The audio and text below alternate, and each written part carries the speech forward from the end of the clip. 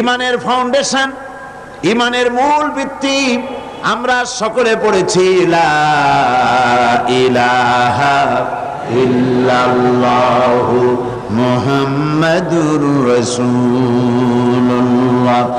এই হলো আমাদের ইমানের ভিত্তি, কালেমা। এই কালেমা আমরাও পড়ি এবং ইমান এনেছি। এই কালেমা যখন মুসা আলাইহিস সালাম পড়েছেন, লা ইলাহা ইল্লাল্লাহ, এই কালেমা যখন তিনি উচ্চারণ করেছেন, ফেরাউনের রাজতখ্ত আস্ত ছিল? কথা বুঝতে পারছেন? এই কালেমার ধাক্কায় ফেরাউনের রাজতখ্ত কি আস্ত ছিল? চুরমার হয়ে গেছে, দরিয়ার নীলে ডুবে মরতে হয়েছে। এই কালেমা যখন উচ্চারণ করেছেন হযরত ইব্রাহিম আলাইহিস সালাম, নমরুদের তত্ত্বটাও শেষ হয়ে গিয়েছে। এই কালেমা যখন উচ্চারণ করেছেন মুহাম্মাদুর রাসূলুল্লাহ সাল্লাল্লাহু আলাইহি ওয়াসাল্লাম, তখন আবু জাহাল, আবু লাহাব, উতবা, শাইবা, মুগীরা বংশশুদ্ধ, এদের সমস্ত রাজ ব্যবস্থা, সমস্ত সবকিছু ছিন্ন ভিন্ন হয়ে গিয়েছে। এই কালেমা আমরা উচ্চারণ করি, আমরাও পড়ি, কিন্তু ওই আসর হয় না যেই আসর হতো আম্বিয়া আলাইহিমুস সালাম কালেমার দাওয়াত দিলে, সাহাবায়ে কেরাম দাওয়াত দিলে যে আসর হতো, সেই আসর আমাদের দাওয়াতে হয় না। কথা ঠিক কিনা? বিষয়টা দেখুন, ওনারা দাওয়াত দিয়েছেন মুসা আলাইহিস সালামকে, ফেরাউনের মোকাবেলা করতে হয়েছে কালেমার দাওয়াত দিয়ে। ইব্রাহিম আলাইহিস সালাম কালেমার দাওয়াত দিয়ে নমরুদের মোকাবেলা করতে হয়েছে। সমস্ত নবীদেরকে মোকাবেলা করতে হয়েছে, রাসূল করিম সাল্লাল্লাহু আলাইহি ওয়াসাল্লামকে মোকাবেলা করতে হয়েছে। আর এই কালেমার দাওয়াত বর্তমান বিশ্বে দেওয়া হচ্ছে। সেই দাওয়াতে লোকেরা ফুল পাচ্ছে, মালা পাচ্ছে। ওনারা দাওয়াত দিতে গিয়ে জেল হয়েছে, জরিমানা হয়েছে, অত্যাচারিত হয়েছে, হিজরত করতে হয়েছে। আর বর্তমান যুগের দাওয়াত দিতে গেলে সেই অবস্থা হচ্ছে না, বরং অন্যরকম হচ্ছে। সুতরাং বোঝা যাচ্ছে যে দাওয়াতটি আল্লাহর পয়গম্বরেরা যেভাবে পেশ করেছেন ওইভাবে পেশ করা হচ্ছে না। ঈমানকেও আমরা সঠিকভাবে অনুধাবন করতে পারিনি। এই ঈমান কি শিক্ষা দেয়? আল্লাহর উপরে ঈমান আনলে সেই ঈমানদারকে কি শিক্ষা দেয় ঈমান, এই কথাটা আমি আপনাদের সাথে বলতে চাই। ঈমান বিল্লাহ, আল্লাহর প্রতি মানুষ যখন ঈমান আনে, তার প্রথম শিক্ষাটাই হচ্ছে ঈমানদারকে, ঈমান বিল্লাহ তাকে আত্মমর্যাদায় সমুন্নত করে, তাকে আত্মমর্যাদা শিক্ষা দেয়। সেটা কি? সেটা হচ্ছে ঈমান আনার আগে সে পাথর দিয়ে মূর্তি তৈরি করে তার সামনে মাথা নত করত, গাছের সামনে মাথা নত করত, সাপের সামনে মাথা নত করত, শক্তির সামনে মাথা নত করত, হাত দিয়া মূর্তি বানাইয়া তার সামনে নিজের ভালো মন্দ কামনা করত। এটা সে করত। কিন্তু যখন ঈমান আনলো, তখন কোরআন তাকে বলছে, ঈমানদার ব্যক্তিকে কোরআন শিখালো, ইন্নাল্লাযীনা তাদউনা মিন দুনিল্লাহি ইবাদুন আমসালুকুম। কোরআন মুমিন বান্দাকে শিখালো, আল্লাহ রাব্বুল আলামিনকে বাদ দিয়ে তোমরা যাদের আশ্রয় গ্রহণ করো, যাদেরকে ডাকো, যাদের সাহায্য চাও, ওরা তোমার মতো আমার বান্দা, আমার গোলাম। সুতরাং তোমার মধ্যে মর্যাদার, আত্মমর্যাদা বোধ, পার্সোনালিটি, শাখসিয়ত সৃষ্টি করে ঈমান। কে সৃষ্টি করে? ঈমান। এই পাথরের মূর্তি তোমাকে কিছু দিতে পারবে না, এই মাটির মূর্তি তোমাকে কিছু দিতে পারবে না, এই বিরাট বিরাট গাছগুলি, সাপগুলি কিচ্ছু দিতে পারবে না। যাদের কাছে তোমরা সাহায্য চাও, কোরআনে কারীম বলছে, লা ইস্তাতিউনা লাহুম নাসরান ওয়ালা আনফুসাহুম ইয়ানসুরুন। যাদের কাছে তোমরা সাহায্য প্রার্থনা করো, ওরা তোমাদেরকে সাহায্য করা তো দূরের কথা, ওরা নিজের সাহায্য নিজেরা করতে পারে না, নিজের কেউ রক্ষা করতে পারে না। হাত দিয়ে যে মূর্তি তৈরি করা হয়, পাথর দিয়ে যে মূর্তি তৈরি করা হয়, মাটি দিয়ে মূর্তি তৈরি করা হয়, তাদের সামনে কত খাবার রাখা হয়, ওরা কি পারে? ওই খাবারগুলি যদি কুকুরে খাইয়ে যায়, এতগুলো হাত, একটা হাত দিয়েও কি একটা কুত্তারে খেদাই দিতে পারে? এমনকি ওর নাকের ডগায় মাছি বসে যদি মুখের মধ্যে কিছু ত্যাগ করে, এতগুলো হাত আছে, আঙ্গুল আছে, একটা আঙ্গুল দিয়ে মাছিটারে উড়াইতে পারে? এগুলো তো পারি না, নিজের সাহায্য করতে পারে না। মানুষের সাহায্য করা তো দূরের কথা, ওরা কি মানুষ বানানো তো দূরের কথা। আল্লাহ পাক বলেছেন ওরা কি একটা মাছি বানাইতে পারে? আল্লাহ পাক বলেছেন কোরআন শরীফে, একটা মাছিও কি বানাতে পারে? সুতরাং এগুলির সামনে মাথা নত করত মানুষ। ঈমান তাকে শিক্ষা দিল, তাকে আত্মমর্যাদায় সমুন্নত করে দিল, পার্সোনালিটি দিল যে সাহায্য কারো কাছে চাইতে পারবে না। ওরা নিজেরাই, যার কাছে সাহায্য চাও, নিজের সাহায্য ওরা নিজেরা করতে পারে না। রাসূল করিম সাল্লাল্লাহু আলাইহি সাল্লামের কাছে এক মুশরিক এসেছিল একটা ভাঙা মূর্তি নিয়ে। হুজুর জিজ্ঞেস করেছিলেন যে তোমার এই মূর্তিটা ভাঙা কেন? সে বলেছিল যে এই মূর্তিটি, এটি তো আমার দেবতা, আমি এর পূজা করি এবং আমি যেন কোনো বিপদে না পড়ি সেই জন্য এর সাথে রাখি। প্রতিমধ্যে পেশাবের প্রয়োজন হলো তো তাকে এক পাশে দাঁড় করায় রেখা আমি আমার কাজ সেরে এসে দেখি এর শরীর, সমস্ত শরীরটা ভিজা। তো ভাবলাম কোনো বরকতের পানি হবে। তো সে বলল যে এটা আমি চাটে খাওয়া আরম্ভ করলাম। চাটে খেতে গিয়ে দেখি যে কেমন দুর্গন্ধ লাগে। তো চিন্তা হলো বরকতের পানি দুর্গন্ধ হবে কেন? এরকম এসিডের মতো ঝাঁঝ ঝাঁঝ হবে কেন? দূরে তাকায় দেখলাম একটা কুকুর দাঁড়িয়ে আছে আর তার নিচের থেকে পানির ফোঁটা টপকাচ্ছে। তখন বুঝলাম কি বরকতের পানি এটা। বললো মেজাজটা খুব খারাপ হয়ে গেল। এরপরে বললাম তুই নিজেরই সাহায্য করতে পারো না, কুত্তার পেশাব দিয়ে বাঁচাইতে পারো না, আমারে বাঁচাবি কেমনে?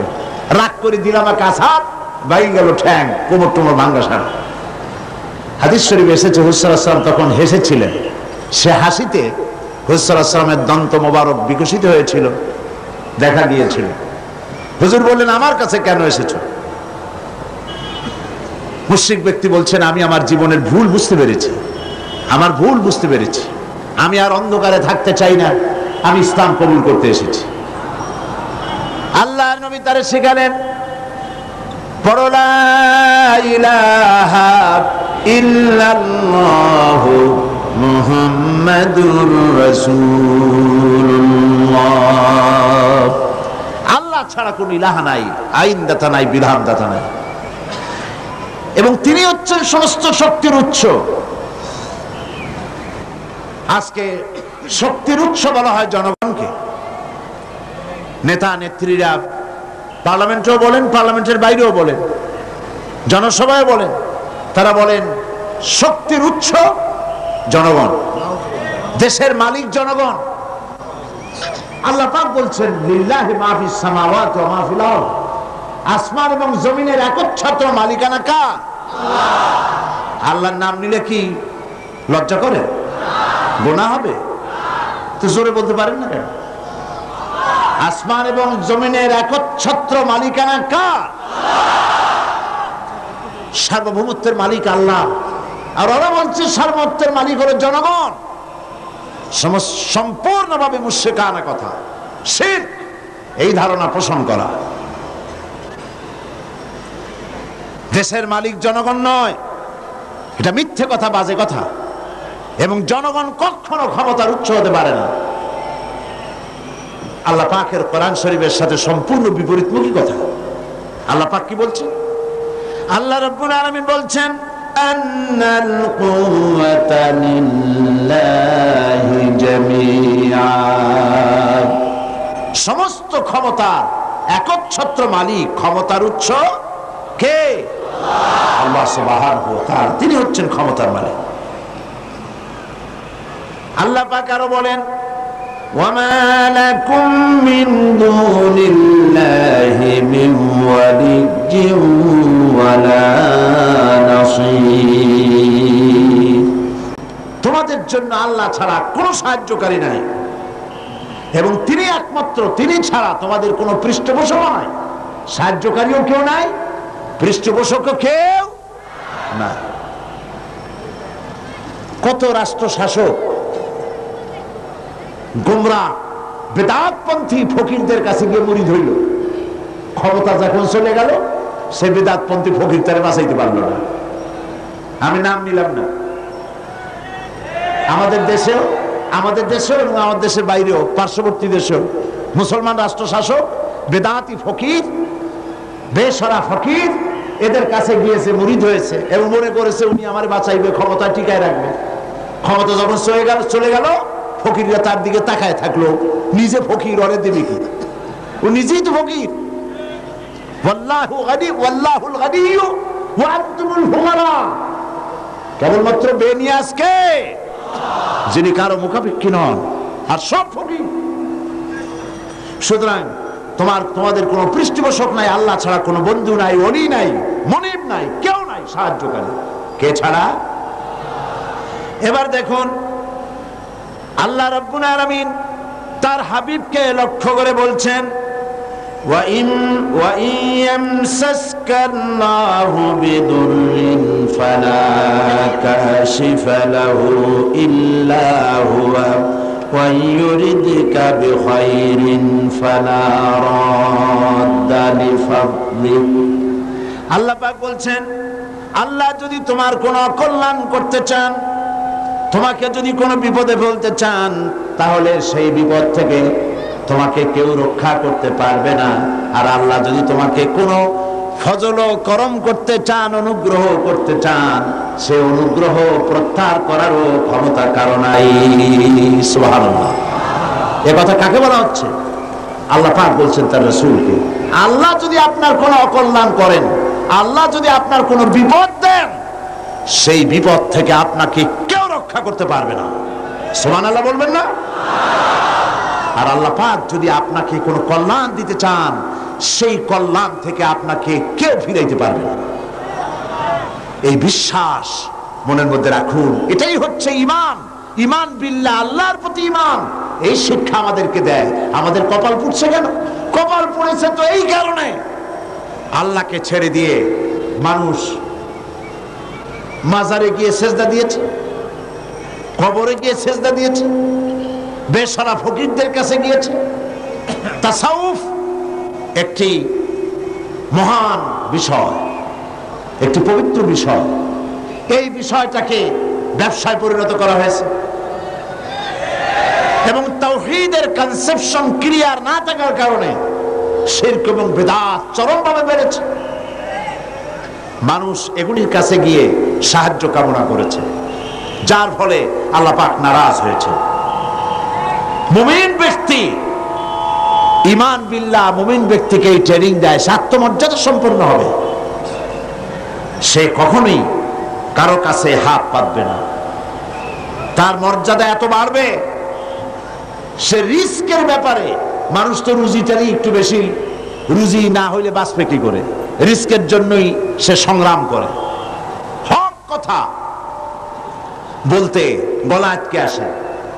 এই কথাটা যদি বলি তাহলে আর যদি দাওয়াত না হয়, এই কথাটা যদি বলি তাহলে যদি চাকরি না থাকে, এই কথাটা যদি বলে ফেলি তাহলে যদি জেলে যাই, এইসব হীনমন্যতায় পেয়ে বসে যারা ঈমান বোঝে নাই।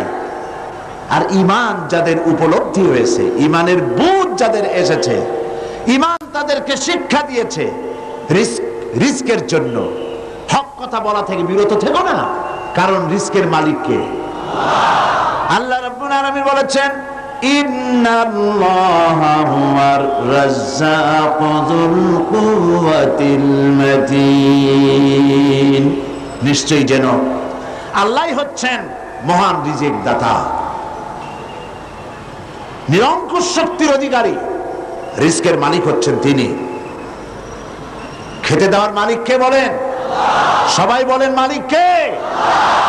কাজী হক কথা বলতে আপত্তি কোথায়? এই মসজিদে চাকরি না থাকে আরেক মসজিদে হবে, এই মাদ্রাসায় চাকরি না থাকে আরেক মাদ্রাসায় হবে।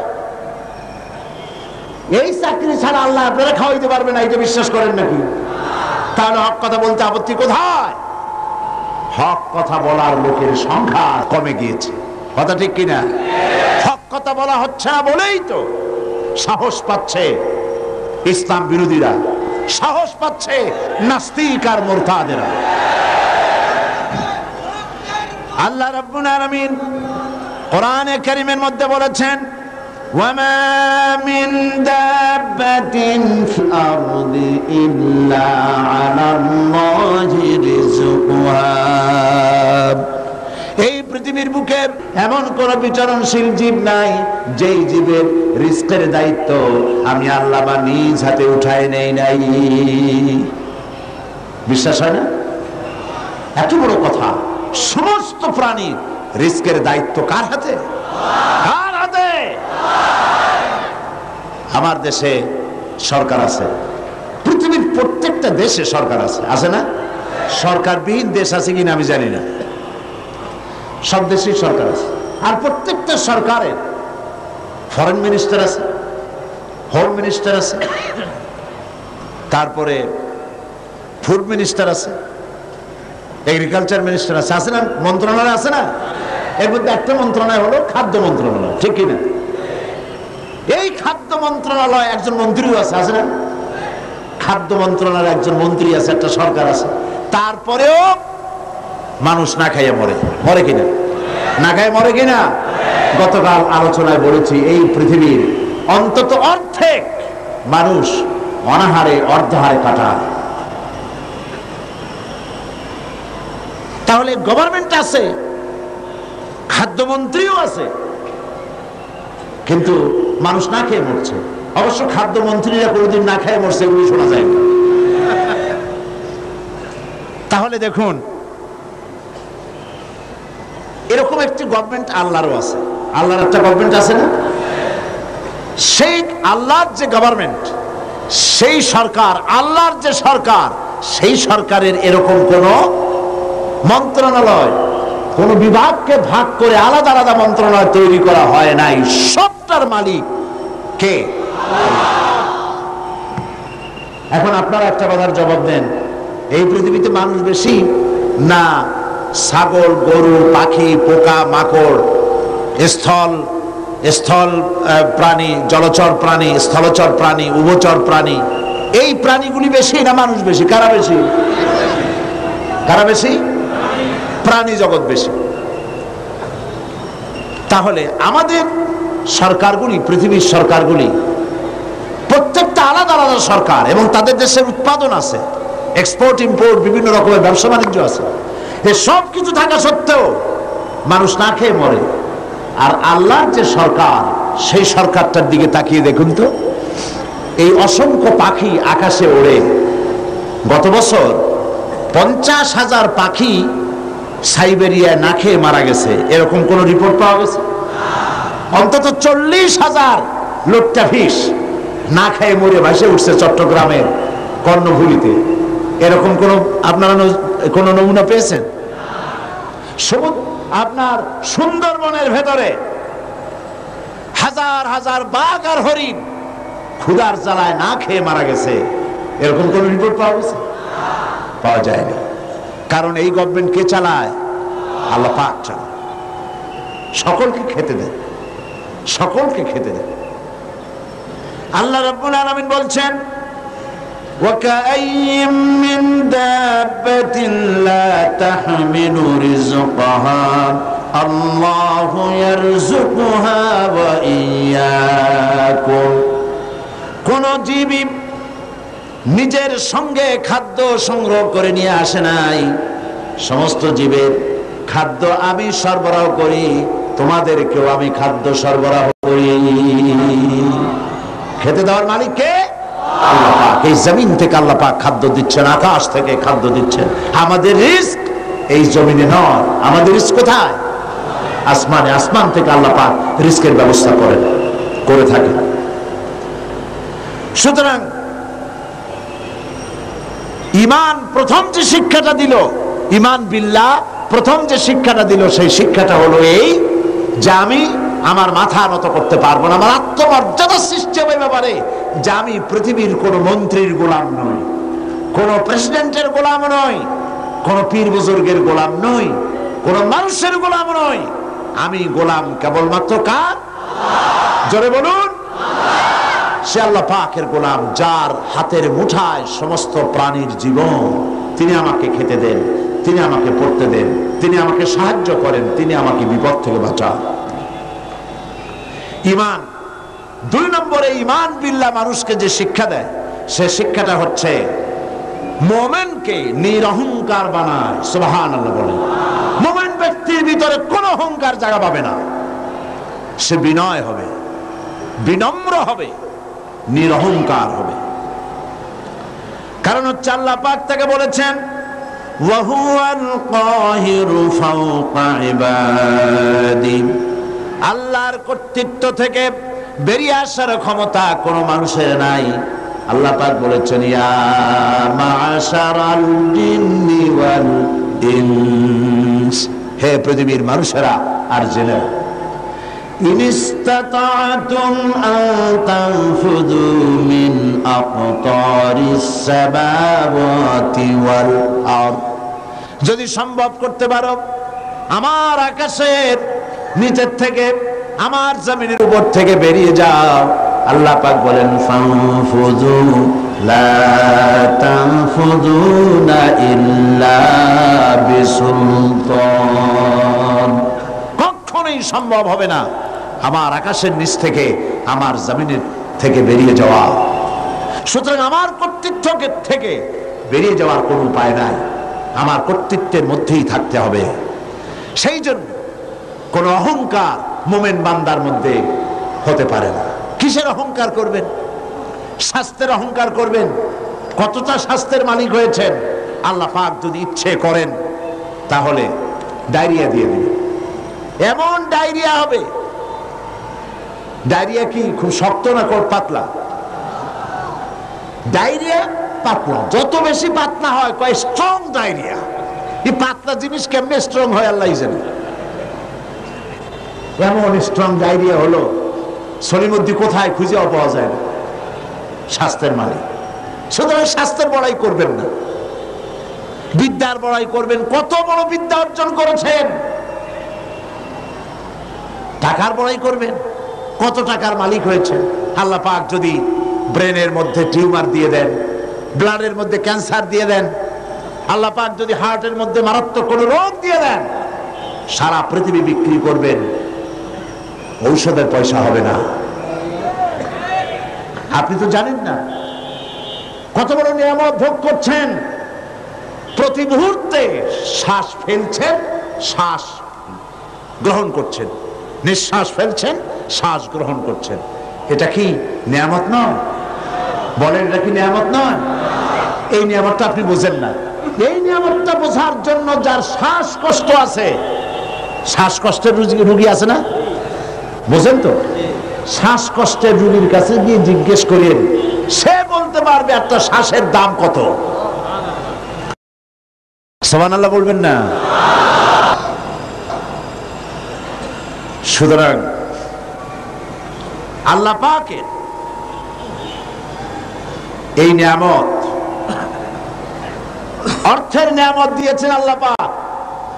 অর্থের বড়াই করো না, স্বাস্থ্যের বড়াই করো না, বিদ্যার বড়াই করো না, ক্ষমতার বড়াই করো না। এই ক্ষমতা দেওয়ার মালিক আল্লাহ, আর সিনায় নেওয়ার মালিকও আল্লাহ পাক। মানুষ বোঝে না, মানুষ বোঝে না, ক্ষমতায় পাগল হয়ে বসে এবং সিংহাসনের চতুর্দিকে স্ক্রু নাট দিয়ে টাইট দিতে থাকে, যাতে কখনো এই চেয়ার ছাড়া না লাগে। চেয়ারের হাতল 2 হাত দিয়া ধরিয়া 2 পাও দিয়া পায়ের সাথে ব্যাট দিয়ে পেঁচাইয়া মজবুত হয়ে বসে থাকে, নড়বই না। কিন্তু থাকতে তো পারবে না। কি বলেন? পণ্ডিত জওয়াহরলাল নেহেরু পাগলা গারদ দেখতে গিয়েছিলেন। পাগলেরা দেখিয়া জামা কাপড় কেতা দুরুস্ত সুপুরুষ, তাকে দেখে জিজ্ঞেস করছেন তুমি কে? তিনি বললেন আমি ভারতের প্রধানমন্ত্রী, আমার নাম পণ্ডিত জওয়াহরলাল নেহেরু। পাগলেরা বলছে ও, আমরাও যখন এখানে আসছিলাম এই তোমার মতো এরকমের লম্বা লম্বা কথা আমরাও বলতাম, থাকো কিছুদিন আমাদের সাথে, তোমার গরম মাথাও ঠান্ডা হয়ে যাবে। কাজী ক্ষমতায় যারা থাকে, ক্ষমতায় গিয়ে আল্লাহর ক্ষমতাকে ভুলে যায়, জনগণকে ধোঁকা দেয়, কিন্তু সময় যখন হয়, আল্লাহ যখন ছিনায় নেন ক্ষমতা, তখন রক্ষা করতে কেউ। এই জন্য মুমিন ব্যক্তির দ্বিতীয় নম্বরের শিক্ষা হচ্ছে মুমিনকে ঈমান বিল্লাহ, তাকে বিনয় এবং বিনম্র হওয়ার শিক্ষা প্রদান করে। ঈমান তাকে শিখায় ওয়ামা বিকুম বিনিমাতিন ফামিনাল্লাহ। আল্লাহ পাক বলেন যে নেয়ামতই তোমরা লাভ করেছো আল্লাহ পাকের পক্ষ থেকে, আল্লাহর নিকট থেকেই তা এসেছে। সুতরাং অহংকার করো না, আল্লাহ পাক নিষেধ করেছেন। কোরআনে কারীম বলছে ওয়ালা তামশি ফিল আরদি মারহান ইন্নাকা লান তাখরিকাল আরদা ওয়ালান তাবলুগাল জিবালা তুলা। আল্লাহ পাক বলেন অহংকার করে আমার জমিন উপরে হেঁটো না, অহংকার করে পদাঘাত করে আমার জমিনটাকে বিদীর্ণ করে দিতে পারবে না, আর অহংকার করে লাভ দিয়া আমার পাহাড়ের উচ্চতাও ছাড়াই যেতে পারবে না। পারবে? অহংকারের ঠেলায় সালামও দিতে চায় না। আছে কিনা এরকম মানুষ? সালামও দিতে চায় না। তুমি যে অহংকার করো, তুমি কি পারবে তোমার পাও দিয়া লাথি মেরে জমিনটারে ভাড়ায় দিতে? তুমি কি পারবা লাভ দিয়ে পাহাড়ের উচ্চতা ছাড়াই যেতে? তাহলে কেন অহংকার করো? বরং মুমিন বান্দার খাসলত হচ্ছে এই, কোরআন বলছে ওয়াইবাদুর রাহমানিল্লাযীনা ইয়ামশুনা আলাল আরদি হাওনা। দয়াময় আল্লাহর বিশিষ্ট বান্দা যারা, তারা দুনিয়ার বুকে বিনয়ের সাথে তারা চলাফেরা করে, অহংকারের সাথে তারা চলাফেরা করে না। এটা হলো ঈমানের শিক্ষা। এই শিক্ষাকে আমরা গ্রহণ করব, আল্লাহ যেন কবুল করেন, বলেন আমিন। আমরা কেউ যেন অহংকার না করি, কখনো না, কখনো যেন অহংকার আমাদের মধ্যে জায়গা না পায়। কিবর, অহংকার, আত্মম্ভরিতা কবিরা গুনাহ, এর থেকে আল্লাহ পাক আমাদেরকে রক্ষা করুন, বলি আমিন। হাদিসে কুদসিতে এসেছে, আল্লাহ পাক বলেছেন অহংকার, কিবর, এটা হচ্ছে আমার চাদর। যে ব্যক্তি কিবর করে, অহংকার করে, সেজন্য আমার চাদর নিয়ে টানাটানি করে। নাউজুবিল্লাহ, কত বড় গোস্তাখ, বেয়াদব, আল্লাহর চাদর নিয়ে টানাটানি করে। নাউজুবিল্লাহ। এটা হচ্ছে 2 নম্বরের শিক্ষা। ঈমান এই শিক্ষা প্রদান করে একজন মুমিনকে। আল্লাহর প্রতি যে ঈমান আনে, তার প্রথম শিক্ষা, সে আত্মমর্যাদা সম্পন্ন ব্যক্তিত্ব হবে, আল্লাহ ছাড়া কারো সামনে হাত পাতবে না। সুবহানাল্লাহ। 2 নম্বরে সে বিনয় হবে, বিনম্র হবে, নিরহংকার হবে। আর 3 নম্বরে আল্লাহর প্রতি ঈমান ঈমানদারকে নির্ভীক বানায়। সুবহানাল্লাহ। যে ব্যক্তি ঈমানদার হবে সে নির্ভীক হবে, সে কাউকে ভয় পাবে না। মানুষ তো মৃত্যুকেই সবচাইতে ভয় পায়। কোনটাকে ভয় পায় বেশি? কিন্তু মৃত্যুকে যতই ভয় পাই, আমরা কি এই মৃত্যুর হাত থেকে বাঁচতে পারবো? আল্লাহ রাব্বুল আলামিন বলেন কুল ইন্নাল মাউতাল্লাযী তাফিরুনা মিনহু ফাইন্নাহু মুলাকীকুম। মরণ থেকে পালাও তুমি, মরণ তোমায় লইবে ঘিরি, যদিও সুদূর আকাশ পানে লুকাও সেথায় লাগিয়েছে। হে মহারোগের ঔষধ নাই, হে মহারোগের চিকিৎসক নাই, নাই সে ঔষধ জগতে, খুঁজিয়া কাতর হইলে কি হবে, পারিবে না তারে ফিরাতে। আকাশে গিয়ে যদি সিঁড়ি লাগায়, আকাশে গিয়েও যদি কেউ লুকায়, মৃত্যুর থেকে বাঁচার কোনো পথ নাই। মৃত্যু এক অবধারিত মহাসত্য, এ মৃত্যু হবেই। সুতরাং এই ক্ষণস্থায়ী জীবনকে কেন সেই অনন্ত জীবনের জন্য উৎসর্গ করে দিবেন? অর্থাৎ মৌতকে ভয় পেয়ে, মৃত্যুর ভয় করে মানুষ হক কথা থেকে বিরত থাকবে না, হকের দাওয়াত দিতেই থাকবে। যেহেতু মৃত্যু তার নির্ধারিত সময় আসবেই। এই মৃত্যুর হাত থেকে যখন, এটি সবচাইতে বড় কথা বলি, রাসূল করিম সাল্লাল্লাহু আলাইহি ওয়াসাল্লামের চাইতে শ্রেষ্ঠ মানুষ আকাশের নিচে জমিনের উপরে হয়েছে কখনো? হবে কখনো? তার চাইতে শ্রেষ্ঠ আল্লাহর মাহবুব আর কি কেউ আছে? তারই যখন মৃত্যু হয়েছে, তিনি যখন ইন্তেকাল করেছেন, তাহলে কেউ কি বাঁচতে পারবে? এই মৃত্যুর হাত থেকে বাঁচার কোনো পথ নাই। সেই জন্য মুমিন বান্দাকে তার জীবন তৈরি করতে হবে ঈমানের উপরে। আল্লাহ রাব্বুল আলামিন বলেছেন, ইন্নাল্লাহা আশতারা মিনাল মুমিনিনা আনফুসাহুম ওয়া আমওয়ালাহুম বিআন্না লাহুমুল জান্নাহ। আল্লাহ পাক বলেন, আমি আমার মুমিনের জান এবং মালকে খরিদ করে নিয়েছি, বিনিময় আমার মুমিন বান্দাকে আমার জান্নাত দিয়ে দিয়েছি, বেহেশতটা দিয়ে দিয়েছি আমার মুমিন বান্দাকে, তার জান আর মাল আমি কিনে নিয়েছি। এই জন্য মুমিন বান্দার এই চিন্তা থাকা দরকার যে আমার ভালো মন্দ সবকে করবেন। বলেন তো সবাই, খাইরিহি ওয়া শাররিহি মিনাল্লাহি তাআলা। ভালো আর মন্দ কে কার তরফ থেকে আসে? আল্লাহর পক্ষ থেকে আসে।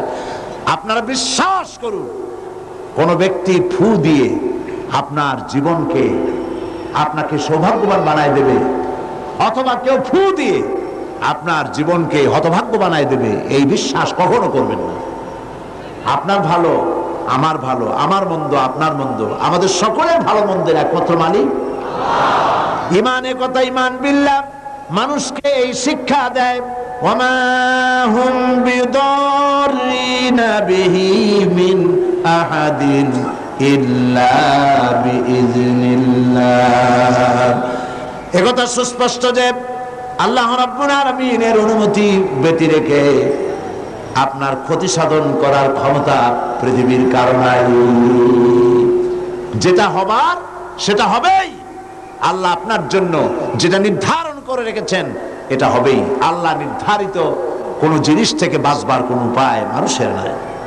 আর যখন মউত আসবে, ওয়ামা কানা লিনাফসিন আন তামুতা ইল্লা বিইজনিল্লাহি কিতাবাম মুআজ্জালা। কোন প্রাণী আল্লাহর অনুমতি ছাড়া মরতে পারবে না, যেহেতু তার সুস্পষ্ট কিতাবের মধ্যে লেখা রয়েছে নির্ধারিত সময় ছাড়া কোন জায়গায়, কোন মাঠে, কোন জায়গায় মানুষের মৃত্যু হবে কেউ জানে না, নির্ধারিত কিতাবের মধ্যে তা লিপিবদ্ধ রয়েছে। সুতরাং ঈমান মানুষকে এই শিক্ষা প্রদান করে, আল্লাহর প্রতি ঈমান, যে মৃত্যুর ভয় করে হক থেকে ফিরে থাকতে পারবেন না। ঈমান বিল্লাহ মানুষের মধ্যে আশার সৃষ্টি করে, ভরসার সৃষ্টি করে, সে কখনো হতাশ হয় না। আল্লাহ রাব্বুল আলামিন মানুষকে নিরাশ হতে নিষেধ করেছেন, লা তাকনাতু মির রাহমাতিল্লাহ। হতাশা এক ধরনের কুফরি, নিরাশ হওয়া কুফরি, এই জন্য আল্লাহ পাক নিরাশ হতে নিষেধ করেছেন। মুমিনের ভিতরে আল্লাহ পাক আশাবাদ সৃষ্টি করেন, এটা হলো ঈমানের দাবি। আল্লাহ পাক কোরআনে কারিমে বলেছেন, ওয়ামান ইয়াকনুত মির রাহমাতি রাব্বিহি ইল্লা দাল্লুন। আল্লাহর রহমত থেকে কেবলমাত্র পথভ্রষ্ট লোকেরাই হতাশ হয়, নিরাশ হয়, আর কেউ নিরাশ হয় না। আল্লাহ পাকের রহমত থেকে নিরাশ হওয়া ঈমানের পরিপন্থী। এই জন্য ঈমানদার লোকেরা যখন রোগাক্রান্ত হয় তখন সে নিরাময়তার দিক থেকে ভেঙে পড়ে না, হতাশ হয় না, কারণ আল্লাহর প্রতি ঈমান তাকে বলে আল্লাযী খালাকানি ফাহুয়া ইয়াহদিন। তিনি আমাকে সৃষ্টি করেছেন আর তিনি আমাকে পথ প্রদর্শন করেছেন। ওয়াল্লাযী হুয়া ইউতঈমুনি ওয়া ইয়াসকিন, আর তিনি আমাকে আহার করান, তিনি আমাকে পান করান। ওয়াইদা মারিদতু ফাহুয়া ইয়াশফিন, আর আমি যখন অসুস্থ হই তখন আমাকে রোগমুক্ত করে দেন আল্লাহ রাব্বুল আলামিন। অসুস্থ হলে আমাকে রোগমুক্ত কে করেন? আল্লাহ রাব্বুল আলামিন। হযরত আইয়ুব আলাইহিস সালাম 18 বছর পর্যন্ত রোগাক্রান্ত থাকলেন। আমাদের মধ্যে অনেক মানুষ রোগাক্রান্ত হয় না? আমাদের প্রত্যেকেরই রোগ ব্যাধি মাঝে মধ্যে হয় না, হয় না? অনেক মানুষ আছে অসুখ হলে বলে এত নামাজ রোজা আমি করি আর রোগ আমার ছাড়া কেউ চলে যাবে, এত ভালো ভালো কাজ করি তারপরে আমার অসুখ হয়, আমার ছেলেবেলে মরে। এটা কেমন কথা? রোগ ব্যাধি এটাও আল্লাহর নিয়ামত, তন্দুরুস্তিও নিয়ামত, রোগ ব্যাধিও নিয়ামত। তবে আল্লাহর কাছে বলতে হবে, আল্লাহ রোগ ব্যাধির নিয়ামত তন্দুরুস্তির নিয়ামত দিয়া বদলায় দাও, আমাকে তন্দুরুস্তি দান করো যাতে করে আমি ইবাদত করতে পারি। হযরত আইয়ুব আলাইহিস সালাম 18টি বছর পর্যন্ত রোগ ভোগ করার মধ্যে যখন শরীরের ভিতরে পোকা জমে গেল, জিহ্বায় যখন পোকা শুরু হয়েছিল, তখন তিনি বলেছিলেন রব্বুল আলামিন এতদিন কোনো কথা বলি নাই, এখন আমার জিহ্বায় পোকা ধরেছে, আয় আল্লাহ পাক তুমি দয়া করে আমার জিহ্বায় পোকা দিও না, কারণ আমার জিহ্বায় যদি পোকা হয়ে যায় তাহলে তুমি আল্লাহ তোমার জিকির আমি কি দিয়া করব? আল্লাহ পাকের কাছে বললেন আন্নী মাসানি আদ-দুররু ওয়া আনতা আরহামুর রাহিমিন। আয় আল্লাহ আমি অসুস্থ হয়ে পড়েছি আর তুমি হচ্ছ পরম করুণাময় দাতা এবং দয়ালু, আমাকে রোগমুক্ত করে দাও। এটা না বলে তিনি খুব কায়দা করে বললেন যায় আল্লাহ আমি অসুস্থ আর তোমার নাম রহমান রহিম। আল্লাহ রাব্বুল আলামিন তার দোয়া কবুল করলেন, আল্লাহ পাক তাকে শুনিয়ে দিলেন। আল্লাহ পাক বলছেন ফাকাশাফনা মা বিহি মিন দুররি ওয়া আতাইনাহু আহলাহু ওয়া মিসলাহুম মাহুম রাহমাতাম মিন ইনদিনা। আমি তার কষ্ট দূর করে দিলাম এবং তাকে কেবল তার পরিজনই ফেরত দিলাম না, বরং তার সঙ্গী সাথী যারা ছিল তাদেরকেও আমি ফেরত দান করে দিলাম। আল্লাহ পাক হযরতে আইয়ুব আলাইহিস সালামকে 18 বছর রোগ শোক ভোগ করার পর পূর্ণ সুস্থতা দান করে দিলেন। কোরআন শরীফে নজির এই সব ঘটনা আল্লাহ উল্লেখ করেছেন এই জন্য, যাতে করে আপনাদের কাউকে হতাশায় পেয়ে না বসে। হতাশ হওয়া এটা ঈমানের পরিপন্থী। এবার দেখুন হযরত ইয়াকুব আলাইহিস সালাম প্রাণ প্রিয় সন্তান হযরত ইউসুফ আলাইহিস সালামকে তিনি হারিয়ে ফেলেছেন। হযরত ইউসুফকে হারায়া হযরত ইয়াকুব কিন্তু হতাশ হয়ে যান নাই, বরং তিনি বলেছেন, আল্লাহ হযরত ইয়াকুব আলাইহিস সালামের কথাকে কোরআন শরীফে কোট করে দিলেন, ফাসাবরুন জামিলুন আসাল্লাহু আইয়াতিয়ানি বিহিম জামিআ ইন্নাহু হুয়াল আলিমুল হাকীম। ধৈর্য ধারণ করাই উত্তম। ফাসাবরুন জামিল, উত্তম ধৈর্য ধারণ করলাম, এটাই উত্তম।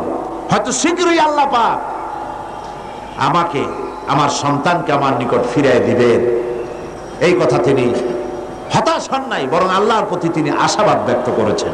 আর আল্লাহ পাক তার এই দোয়া কবুল করেছেন। হযরত ইউসুফ আলাইহিস সালামকে তার পিতার কাছে আল্লাহ ফিরিয়ে দিয়েছেন, দেন নাই? কি বলেন, দেন নাই আল্লাহ পাক? হযরত ইউনূস আলাইহিস সালাম মাছের পেটের মধ্যে চলে গেলেন, মাছ তাকে গিলে ফেলল। ইউনূস আলাইহিস সালামকে গিলে মাছ নদীর অতল তলদেশে চলে গেছে, বাঁচার কোনো পথ নাই। মাছের পেটের ভিতরে দরজা নাই, জানালা নাই, ছিদ্র নাই, বেরোতে পারেন এমন কোনো জায়গা নাই। আল্লাহ পাক হযরত ইউনূসের এই ঘটনা বলতে গিয়ে কোরআনে কারীমের মধ্যে বলছেন, ওয়াযান্নুন ইয যাহাবা مغاضبا فظن أن لن نقدر عليه فنادى في الظلمات أن لا إله إلا أنت سبحانك إني كنت من الظالمين মাছের পেটের ভেতরে বসে হযরত ইউনূস আলাইহিস সালাম চিৎকার দিলেন। কি পড়লেন? পড়েন আমার সাথে সবাই মিলে, লা ইলাহা ইল্লা আনতা সুবহানাকা ইন্নী কুনতু মিনাল যালিমিন। আয় আল্লাহ, আল্লাহ ছাড়া কোনো ইলাহ নাই, আমি তোমার পবিত্রতা ঘোষণা করছি, আমি আমার উপরে জুলুম করেছি। এই বলে তিনি কাঁদতেছিলেন। আর আল্লাহ রাব্বুল আলামিন ইউনূস আলাইহিস সালামের কান্না বুঝি শোনেন নাই? বলেন শুনেছেন কিনা? ইউনূস আলাইহিস সালামের কান্না তিনি শুনলেন আর তিনি জবাব দিলেন। আল্লাহ পাক জবাব দিয়ে দিলেন, ফাস্তাজাবনা লাহু ওয়া নাজ্জাইনাহু মিনাল গাম্মি ওয়া কাযালিকা নুনজিল মুমিনিন। আল্লাহ পাক বলেন, আমি ইউনূসের ডাক শুনলাম, ডাকের জবাব দিয়ে দিলাম, মাছের পেটের ভিতরে যন্ত্রণা দিয়া দিলাম, মাছ ভেসে উঠলো আর দরিয়ার কিনারে গিয়া ইউনূস আলাইহিস সালামকে বমি করে দিল। আল্লাহ পাক বলেন, ওয়া কাযালিকা নুনজিল মুমিনিন। শুধু ইউনূসকে নয়, এইভাবে করে আমার কোন মুমিন বান্দারা যদি বিপদে পড়ে যায়, তাহলে তারা যদি আমার কাছে কান্দে, আমি রব্বুল আলামিন এই ধরনের বড় বড় বিপদ হোক আর ছোট বিপদ হোক, সব বিপদ থেকে আমি আল্লাহ পাক বাঁচাইয়া দেব। বিপদগ্রস্ত মুসলমান আমরা সব বিপদে আছি না? আজকে দোয়া করবো আমরা একটু পরেই আল্লাহর কাছে কাঁদবো যেন আমাদেরকে বিপদ থেকে আল্লাহ বাঁচান। গোটা দুনিয়ার মুসলমানদেরকে আল্লাহ যেন বিপদ থেকে বাঁচান। কত রকমের রোগ শোক, কত কষ্ট মানুষের। ঈমান মানুষকে এই ট্রেনিং দেয়, ঈমান মানুষকে এই শিক্ষা দেয়, আল্লাহর প্রতি ঈমানের শিক্ষা দেয়, হতাশ হবা না, সব সময় আল্লাহর কাছে বিনীতভাবে চাইতে থাকো, তিনি তোমার আশা পূরণ করবেন।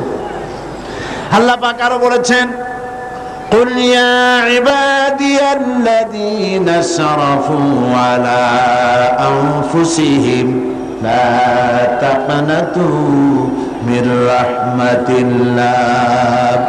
আল্লাহ পাক বলেন, নবী আপনি বলে দেন, হে আমার ওই সব বান্দা যারা নিজেদের উপরে বাড়াবাড়ি করেছো, অর্থাৎ গুনাহ করেছো। আজকের মাহফিলে যত লোক এসেছেন, এর মধ্যে যারা জিনাকার, যারা মদখোর, যারা জুয়ারি, যারা ঘুষখোর, যারা সুদখোর, যারা নামাজ ছেড়েছে, আল্লাহ রাব্বুল আলামিনের সঙ্গে মারাত্মক মারাত্মক গুনাহ যারা করেছে, এভাবে পৃথিবীতে যারা করেছে, আল্লাহ বলেন, নবী আপনি ডেকে বলেন, নিরাশ হয়ে যেও না, আল্লাহর রহমত থেকে নিরাশ হয়ে যেও না। সুবহানাল্লাহ।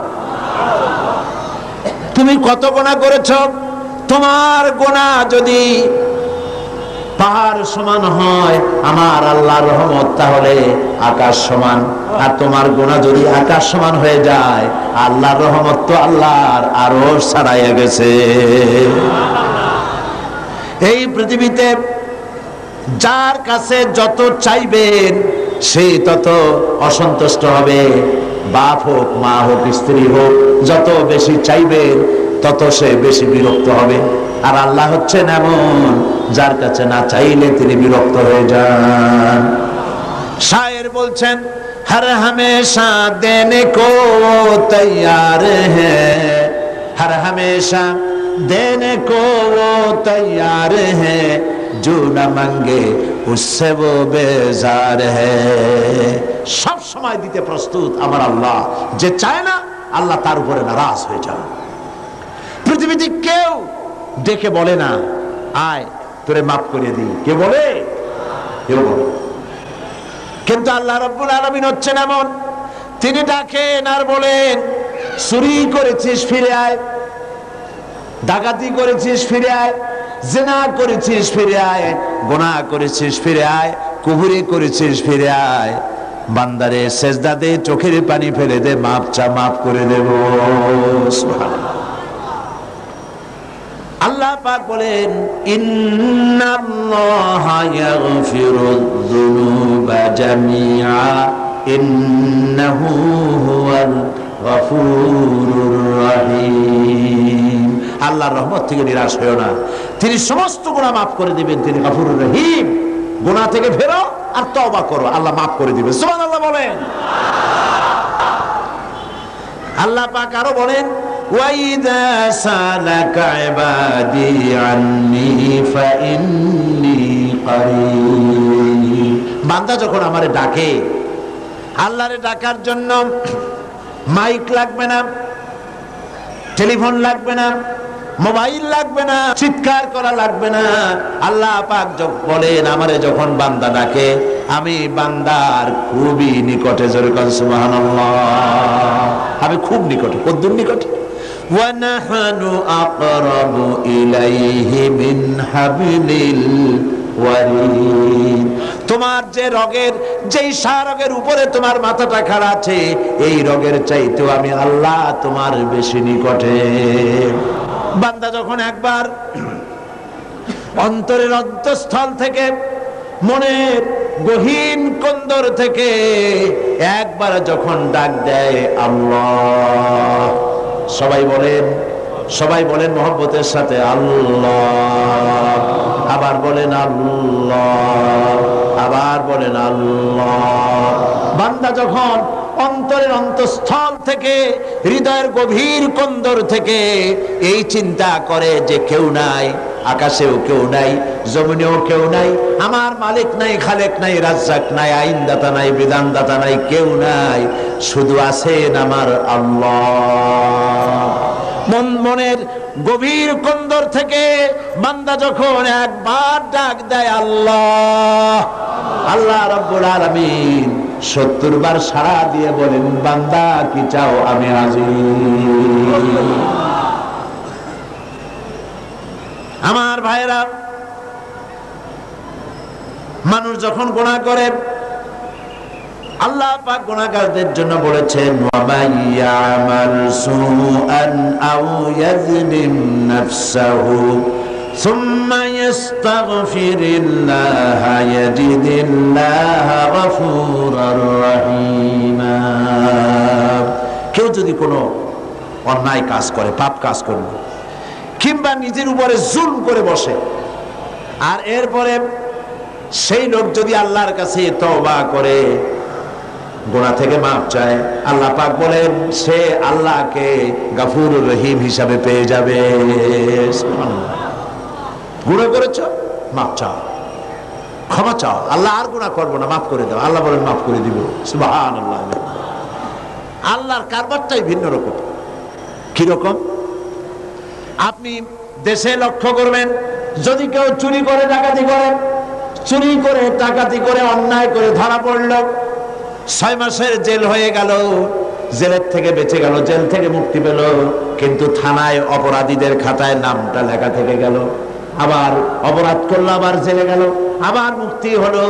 জেলে যতবার যাবে ততবার মুক্তি হবে, কিন্তু থানায় যে ব্ল্যাক লিস্ট আছে তার থেকে নামটা বাদ যাবে না। ঠিক কিনা? থানায় অপরাধীর খাতায় বারবার তার নাম উঠতে থাকবে। কিন্তু আল্লাহ রাব্বুল আলামিনের কারবার ভিন্ন। মানুষ গুনাহ করলো, আল্লাহর ফেরেশতার ওই কালো খাতায়, ব্ল্যাক লিস্টে লোকটার নাম লেখা হয়ে গেল। যখন সে তওবা পড়লো, আল্লাহ রাব্বুল আলামিন তওবা যদি কবুল করেন, তাহলে আল্লাহ পাক বলেন তওবা শুধু কবুল করলাম না, গুনাহ মাফ করে দিলাম, আর গুনার খাতা থেকে নামটাও মুছে ফেলে দিলাম। সুবহানাল্লাহ, সুবহানাল্লাহ। আমার বন্ধুগণ, এই জন্যে ঈমান বিল্লাহ, আল্লাহর প্রতি ঈমান, মানুষকে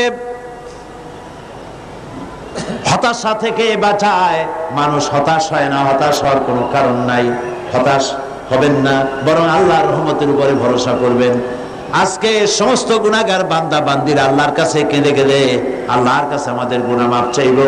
আর আল্লাহ পাক বলেছেন উদুনি আস্তাজিব লাকুম, আমারে ডাকো আমি ডাকের সাড়া দেব। সুবহানাল্লাহ, এটা আল্লাহ পাকের ওয়াদা। এটা কার ওয়াদা? দুনিয়ায় প্রায় সকলেই ওয়াদা খেলাফ করে, কত লোক ওয়াদা খেলাফ করে, কিন্তু আল্লাহ কি ওয়াদা ভঙ্গ করেন কখনো? সুতরাং আল্লাহ পাক বলেছেন আমারে ডাকো আমি ডাকের সাড়া দেব। ডাকেন সবাই, সুবহানাল্লাহ আলহামদুলিল্লাহ লা ইলাহা ইল্লাল্লাহ, জোরে সুবহানাল্লাহ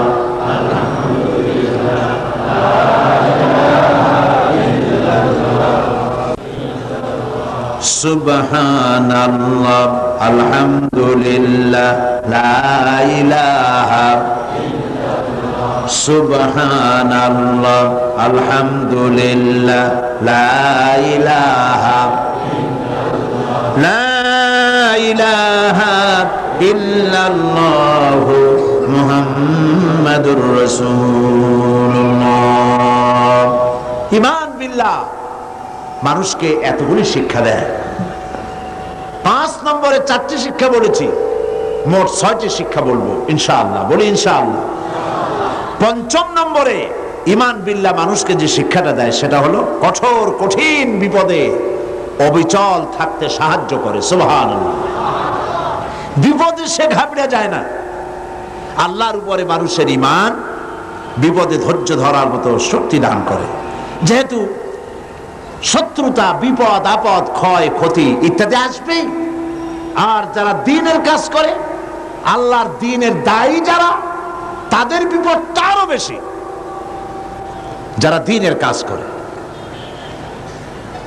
আল্লামা ইকবাল বলেছেন সাথে জাকা রহা হ্যায় আজল সে তা ইমরোজ, সাথে জাকা রহা হ্যায় अज़ल से ताइम रोज चरागे मुस्तफावी से शरारे बुलाबीस।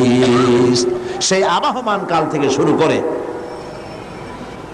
মুস্তাফা সাল্লাল্লাহু আলাইহি ওয়াসাল্লামের দ্বীনের এই চিরাগকে নিভিয়ে দেওয়ার জন্য সারা পৃথিবীর আবু জাহেলরা চিরকাল চেষ্টা করেছে, কিন্তু এই চেষ্টায় তারা কামিয়াব হয় নাই। দ্বীনের চিরাগ জ্বলতেই রয়েছে, কারণ দ্বীন কার? চিল্লায় বলেন কার? আল্লাহ পাক বলছেন ইউরিদুনা লিইউতফিউ নূরাল্লাহি বিআফওয়াহিহিম ওয়াল্লাহু মুতিম্মু নূরিহি ওয়ালাউ কারিহাল কাফিরুন। ওরা চায় মুখের ফু দিয়া আমার আলোকে নির্বাপিত করবে। আল্লাহ পাক বলেন আমি আমার নূরকে, আমার দ্বীনকে পূর্ণতা দান করব, তাতে কাফের বেঈমানদের মনের মধ্যে যত জ্বালা যন্ত্রণা হোক না কেন, ওরা যত জ্বলুক আর পুরুক, দ্বীন প্রতিষ্ঠা আমি করব ইনশাআল্লাহ। আল্লাহ পাক করবেন। দ্বীন প্রতিষ্ঠা কে করবেন? দ্বীনের পূর্ণতা কে দান করবেন? আল্লাহ পাক করবেন। আর এরা বিরোধিতা করতে থাকবে। বিরোধিতা করে কারা? আল্লাহ পাক বলছেন ওয়াকাযালিকা জাআলনা লিকুল্লি নাবিয়্যিন আদুওয়াম মিনাল মুজরিমিন। আর এমনি করে আমি সকল নবীর শত্রু বানিয়েছি সব পাপিষ্ঠ অপরাধ প্রমাণ লোকদেরকে। নবীর সাথে বিরোধিতা করলো কারা? পাপিষ্ঠরা। জোরে বলেন কারা? চিল্লায় কন্যা কারা? আল্লাহ পাক কোরআন শরীফ বলেছেন যে নবীদের বিরোধিতা করেছে সব পাপীরা, অপরাধ প্রবণতায় লিপ্ত এই পাপিষ্ঠরাই নবীদের বিরোধিতা করেছে। আর আজকে ইসলামী আন্দোলনের বিরোধিতা করে নেককার লোকেরা, নাকি? কারা? যারাই বিরোধিতা করে সব পাপিষ্ঠ। ইসলামী আন্দোলনের বিরোধিতা যারা করে তারা কি? চিল্লা কও, তারা কি? আপনারা লক্ষ্য করে দেখেন,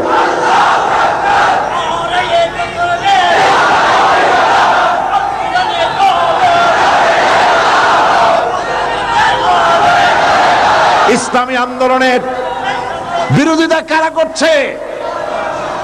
ইসলামকে মৌলবাদ বলে কারা গালি দিচ্ছে? ইসলামকে রক কাটা গলা কাটা বলে কারা গালাগালি করছে? ইসলামী নেতৃবৃন্দের বিরুদ্ধে পত্রিকায় ঝড় তুলতেছে কারা?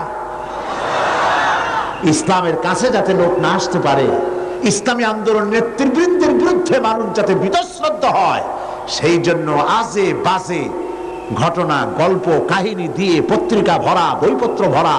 এই বিরোধিতা কারা করে? চরিত্র দেখুন, চরিত্র যায় দেখেন। আল্লাহর কোরআনের কথা কি কখনো মিথ্যা হবে? যায় দেখেন, এর একটা নামাজ পড়ে না, এদের নামাজ নাই, এদের রোজা নাই, এদের চরিত্র নাই, এদের ঈমান নাই, এদের স্বভাব নাই, মৎখর, জিনাকার, বদকার।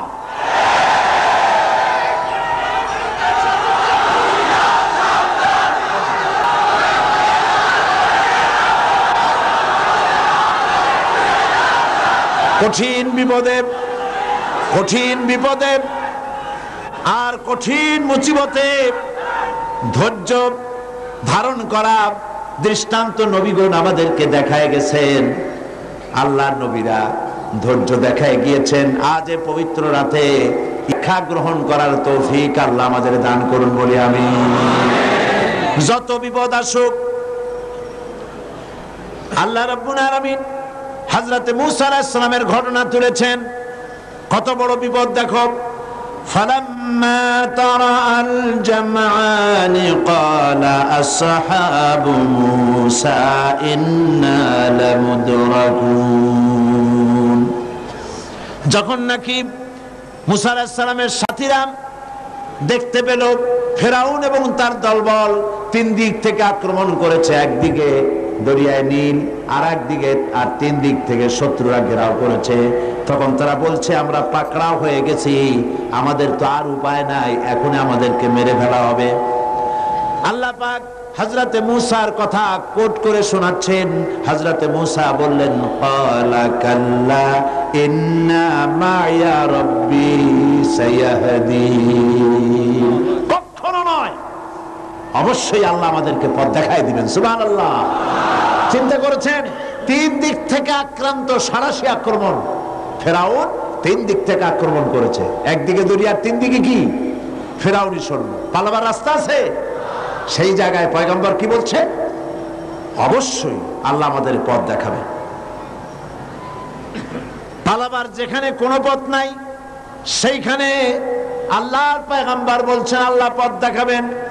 সঙ্গে সঙ্গে রব্বুল আলামিন কোরআনে কারিমে এই ঘটনা শোনাচ্ছেন। ফাআওহাইনা ইলা মূসা আনিদরিব বিআসাকাল বাহরা ফানফালাকা ফাকানা কুল্লু ফিরকিন কাত্তাউদিল আযীম। সহসা সমুদ্র দীর্ঘ হয়ে গেল। আল্লাহ পাক বললেন, হাতের লাঠি দিয়ে পানির উপরে আঘাত করো, পানি ফেড়ে গেল। দরিয়ার ভিতরে 12টা রাস্তা হয়ে গেল, আর এক একটা দেওয়াল পাহাড়ের মতো করে খাড়া হয়ে গেল। ওয়ানজাইনা মূসা ওয়া মান মাআহু আজমাইন। এই রাস্তা দিয়া আমি মূসা এবং তার দলবলকে পার করে দিলাম। সুম্মা আগরাকনাল আখারিন। আর ফেরাউনের দলবলকে চুবাইয়া শেষ করে দিলাম। সুবহানাল্লাহ। হযরতে মূসার এই বিপদ থেকে কে বাঁচালেন? আল্লাহ পাক। দুনিয়ার সব মুসলমান মুমিনদেরকে এই কথা বলছেন, আল্লাহর প্রতি ঈমান আনার অর্থ এটাই, বিপদ আসুক, মুসিবত আসুক, যাই আসুক, অবিচল দৃঢ়তার সাথে বুক ফুলায় দাঁড়ায় থাকো এবং আল্লাহর কাছে সাহায্য কামনা করো। হযরতে হুদ আলাইহিস সালামের বিরুদ্ধে গোটা সমাজ লেগে গেল। হযরতে হুদ গোটা রাষ্ট্রকে বললেন, ফাকিদুনি জামিআ সুম্মা লা তুনজিরুন। তোমরা সকল রকমের চক্রান্ত করো, আমার বিরুদ্ধে ষড়যন্ত্র করো, আর আমাকে এতটুকু অবকাশ দিও না। ইন্নী তাওয়াক্কালতু আলাল্লাহি রাব্বি ওয়া রাব্বিকুম। আমি ভরসা করেছি সেই আল্লাহর উপরে, যিনি তোমাদের রব আর আমারও রব। অতএব তোমরা যত পারো আমার বিরুদ্ধে ষড়যন্ত্র চালাও। এই সাহসিকতা দেখিয়েছিলেন হযরতে হুদ আলাইহিস সালাম। মুমিন বান্দাদেরকে এই সাহস থাকা দরকার। সমস্ত রকমের বাতিল, জাহিলি, তাগুতি, সমস্ত শক্তির অন্যায়ের বিরুদ্ধে দাঁড়াতে হবে। আর ঝড়ের মতো, টর্নেডোর মতো যত বিপদ আসুক, ইন্না কাইদাশ শায়তানি কানা দাঈফা, শয়তানের চক্রান্ত আসলে দুর্বল। শয়তানের চক্রান্ত আসলে কি? দুর্বল। কে বলতেছেন? আল্লাহ বলতেছেন দুর্বল। আপনি সবল মনে করবেন কেন? আপনারা কি সবল মনে করেন? সুতরাং আল্লাহ পাককে সবচাইতে শক্তিশালী মনে করতে হবে। এবার রাসূল করিম সাল্লাল্লাহু আলাইহি ওয়াসাল্লাম এর অবস্থা দেখুন। এর শিক্ষা এটা, ভয় পেও না, সমস্ত বিপদের মোকাবেলা করতে হবে সাহসিকতার সাথে। একথা ঘোষণার সঙ্গে সঙ্গে আল্লাহ পাক বলেন, ফাআনজালাল্লাহু সাকিনাতাহু আলাইহি ওয়া আইয়াদাহু বিজুনুদিন লাম তারাওহা। আল্লাহ পাক তখন আল্লাহ তার মনে গভীর শান্তি, স্বস্তি এবং প্রশান্তি দান করে দিলেন। আর এমন সৈন্য পাঠালেন, যেই সৈন্য দিয়ে সাহায্য করলেন যাকে তোমরা দেখতে পাও নাই। এই সাহায্য করেছেন আল্লাহ পাক। এভাবে আল্লাহ পাক বিপদে আপদে মুসলমানদেরকে চিরকাল সাহায্য করেছেন। সেই সাহায্যের ঘটনা আমি এখানে আনতে চাই না। আমার মূল বক্তব্য ছিল যে আল্লাহ পাকের উপরে ঈমান আনলে পরে সেই ঈমান এই ট্রেনিং দেয়। সর্বশেষ ঈমান, আল্লাহর প্রতি ঈমান মানুষকে 6 নম্বরে যে উপকারটা করে, যে ট্রেনিংটা দেয়, সেটা হলো নৈতিক সংশোধন এবং কর্মের শৃঙ্খলার শিক্ষা দেয়। ঈমান, ঈমান বিল্লাহ। আল্লাহ পাকের প্রতি যারা ঈমান আনে, সেই ঈমান মানুষকে এমন ভাবে তৈরি করে দেয়, তার আখলাক ভালো হয়, তার চরিত্র ভালো হয়। এই কারণে যে আল্লাহ রাব্বুল আলামিন তাকে বলেছে, ইন্নাল্লাহা লা ইয়াখফা আলাইহি শাইউন ফিল আরদি ওয়ালা ফিস সামা। আল্লাহ পাক বলেন, নিঃসন্দেহে আসমান এবং জমিনের ভিতরে কোনো জিনিস আল্লাহর কাছে গোপনীয় নাই। এই কথা কি আমরা বিশ্বাস করি? না, করি না। বিশ্বাস করলে কি এই দুরবস্থা হয়? আল্লাহ রাব্বুল আলামিনের কাছে কোনো জিনিস গোপন নাই, এইটা বিশ্বাস করলে আমরা কোনো গুনাহের কাজে যাইতে পারতাম? আমরা গুনাহের কাজ মানুষ করতে পারতো না, ভয় পাইতো আল্লাহ পাকের। আল্লাহ পাক সবকিছু দেখতে পান, শুনতে পান।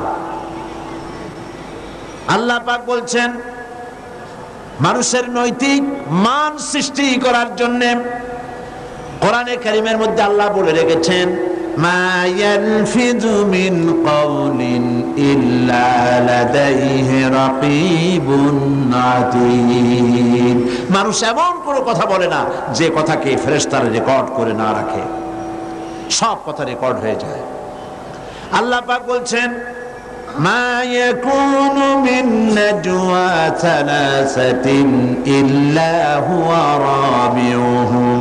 এমন 3 জন নাই যেখানে তোমরা পরামর্শ করো, ওইখানে চতুর্থ সত্তা রয়েছে যার নাম হচ্ছে আল্লাহ। যেখানে তোমরা 3 জন, সেখানে চতুর্থ কে? ওয়ালা খামসাতিন ইল্লা হুয়া সাদিসুহুম। যেখানে তোমরা 5 জন, সেখানে আল্লাহ হচ্ছেন ষষ্ঠ। ওয়ালা আদনা মিন যালিকা ওয়ালা আকসারা ইল্লা হুয়া মাহুম আইনামা কানু। এর থেকে সংখ্যায় যদি কম হও, এর থেকে সংখ্যায় যদি বেশি হও, বান্দারে তুমি আছো যেখানে, আল্লাহ রাব্বুল আলামিন আছেন সেখানে। এই বিশ্বাস যদি ভিতরে থাকে, মানুষের নৈতিকতার মান বেড়ে যায়, চরিত্র ভালো হয়। ঘুষ খাইতে পারে না। ঘুষ খাইতে পারে? ঘুষ খাওয়ার সময় মনে হবে আল্লাহ আমারে দেখতেছে। ঘুষের টাকা যখন নিবে, তখন তার মনের মধ্যে কি জায়গা দেবে? মনের মধ্যে কি উঠবে? আল্লাহ দেখতেছেন। কে দেখছেন? আল্লাহ দেখছেন। জেনা করতে যখন যাবে, তখন তাকে সে মনে করবে আল্লাহ আমাকে দেখছে। সুদের টাকা নিচ্ছে, মনে করবে আল্লাহ দেখছে। মদ খাইতেছে, কেউ দেখতেছে না, আল্লাহ দেখতেছে। কে দেখতেছে? এই বিশ্বাস মনের মধ্যে জায়গা দিলে তবেই আল্লাহ পাকের উপরে ঈমান কামেল হবে। আমার ভাইরা, আল্লাহ পাক সেজন্য বলেছেন, ইয়া আইয়ুহাল্লাযীনা আমানু হাল আদুল্লুকুম আলা তিজারাতিন তুনজিকুম মিন আযাবিন আলীম। হে বিশ্বাসীরা, আমি কি তোমাদের কেমন একটি ব্যবসার কথা বলবো না, যে ব্যবসায় তোমাদেরকে কঠিন জাহান্নামের শাস্তি থেকে বাঁচাইয়া দেয়। অর্থাৎ অবশ্যই বলবো সেই ব্যবসার পুঁজি হলো কয়টা? কয়টা? তিনটা। এক নম্বরে কি? আল্লাহর প্রতি ঈমান। এক নম্বরে কি? সেই ঈমান, সত্যিকারের ঈমান আনলে পরে কি শিক্ষা দেয় ঈমান, সে কথাগুলি আমি এতক্ষণ আপনাদের সামনে বললাম। সুতরাং আজকে আর আমি কথা বাড়াবো না, বাকি কথা আগামীকাল বলবো ইনশাআল্লাহ।